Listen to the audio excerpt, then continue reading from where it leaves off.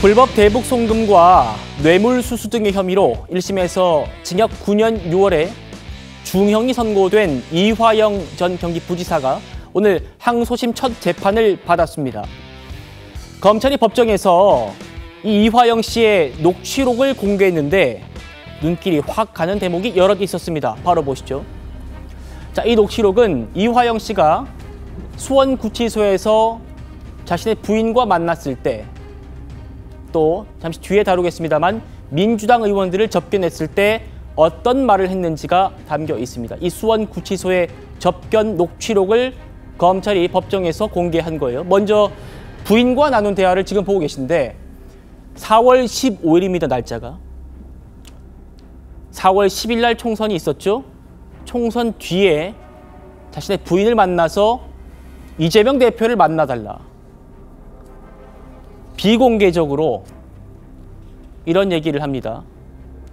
그리고요, 민주당 의원들을 만났을 때 얘기도 지금 공개가 됐습니다. 당선자 여러분들도 누군가 이렇게 대속을 했기 때문에 그 자리에 있는 것이다. 대속이란 표현이요, 어떤 거냐면 예수 그리스도가 십자가에 매달려서 죽음으로써 인간의 죄를 대신 속죄한 것, 이걸 대속이라고 합니다. 이화영 씨가 민주당 의원들, 현역 의원들 2명 앞에서 나 대속이라는 표현을 쓴 겁니다. 정혁진 변호사님, 어떻게 들리셨어요? 글쎄요, 대속이라고 하는 말이 성경에 많이 나오는 말이거든요. 제가 봤을 때는 부활하신 예수님이 저 이야기 듣고 재림하지 않을까 저는 걱정된다, 그런 생각이 듭니다. 왜냐하면 이게 그 스토리를 갖다 봐야 되는데 2024년 올해 3월 5일에 검찰에서 재판할 때 어떻게 했느냐, 이화영의 방북 비용 대납 보고를 공개를 했어요. 다시 말해서 3월 5일에 검찰이 이화영 당시 부지사가 이재명 지사에게 보고했다라고 하는 것을 공개를 하니까, 그러니까 어떤 일이 벌어졌느냐, 4월 4일이 원래대로 하면 결심 공판이었거든요. 그런데 그 4월 4일에 갑자기 이화영이 벌떡 일어나더니 뭐라고 이야기하느냐, 자기가 굉장히 양심의 가책을 느꼈대요. 왜냐하면 내 진술이 결정적 고리가 돼서 이재명 대표를 구속시키려고 하는 상황이 만들어졌다라고 하면서 무슨 이야기를 하느냐, 그때부터 연어 이야기가 나오는 거거든요. 4월 4일이 언제였습니까? 4월 4일이면 총선 일주일도 안 남은 그런 상황이었어요. 예. 그리고 난 다음에 4월 8일에 결심을 갖다가 하고, 그리고 난 다음에 이제 6월 7일에 선고가 됐는데, 그렇죠. 그런데 이재명 대표 만나달라고 그 부인한테 이야기한 게 4월 15일 아니었겠습니까? 그건 뭐냐면은 총선 직후예요. 그렇죠. 내가 이렇게 노력을 해가지고 내 판결이 6월 7일에 나오게 했다. 4월 10일 이전에 나오지 않게 했다. 그랬으니까 이걸 갖다가 이재명 대표가 나를 어떻게 평가하는지 잘 한번 이야기 들어봐주고 내 공을 갖다 좀 이야기해달라, 이런 이야기 아니었겠습니까? 오죽하면 내가 연어까지 소주까지 이야기를 했겠느냐, 이런 얘기에 대해서 수원지방법원 판결이 어떻게 되냐면요, 말도 안 되는 범행 일체를 갖다 부인하면서 말도 안 되는 변명을 늘어놓고 있다. 그러니까 중형이 선고된다, 이렇게 하지 않았습니까? 이런 부분들에 대해서 이화영 부지사가 지금 감옥에서 반성하고 있을지 아니면 잘했다고 회심의 미소를 짓고 있을지 모르겠지만 굉장히 고위공직자로서 정말로 양심이 없다.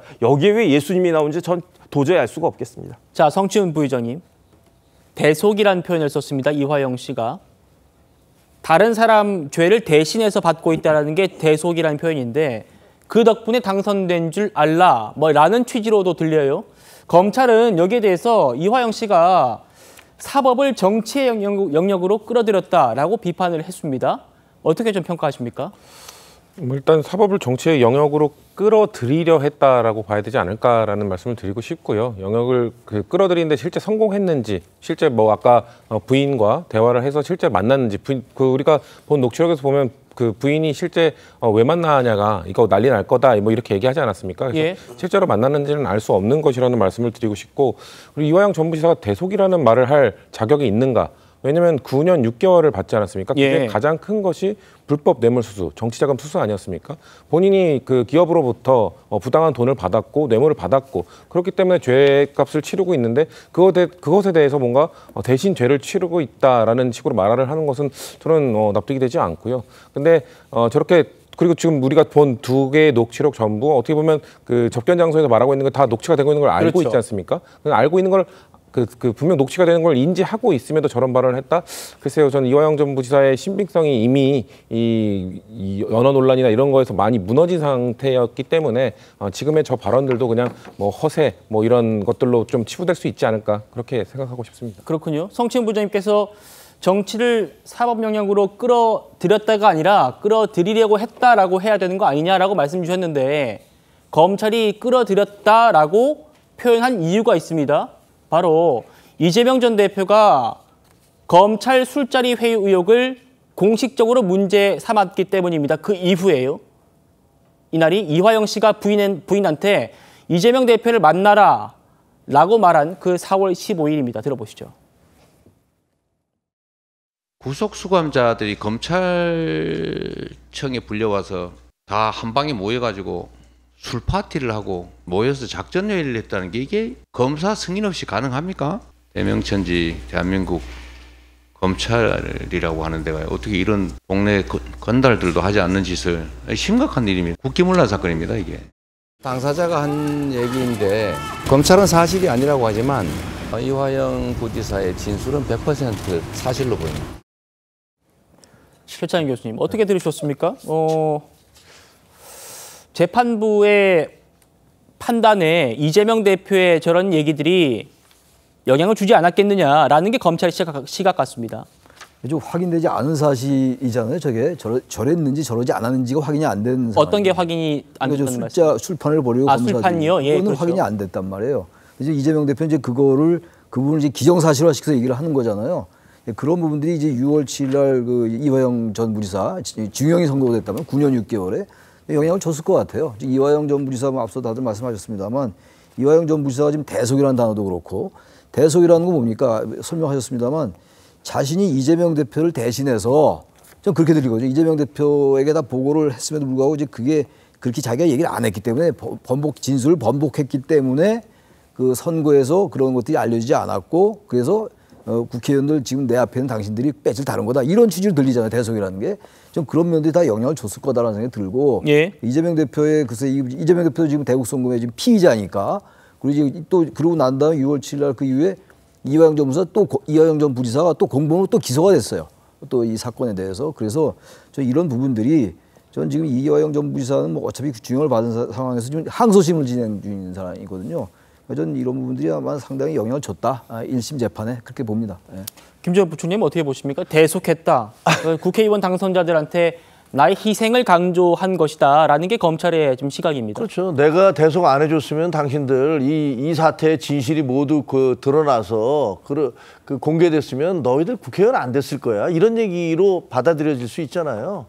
그러니까 내가 이 진실을 입을 다물고 있기 때문에 내가 혼자서 9년 6개월을 다 받고 이것이 뭐 좀 확대 해석하면 이재명 그 당시에 지사로부터 내가 그 지시를 받아서 했다라는 것들이 덮여졌기 때문에 당신들이 지금 배지 달고 있는 거지라고 얘기하는 것처럼 들려요.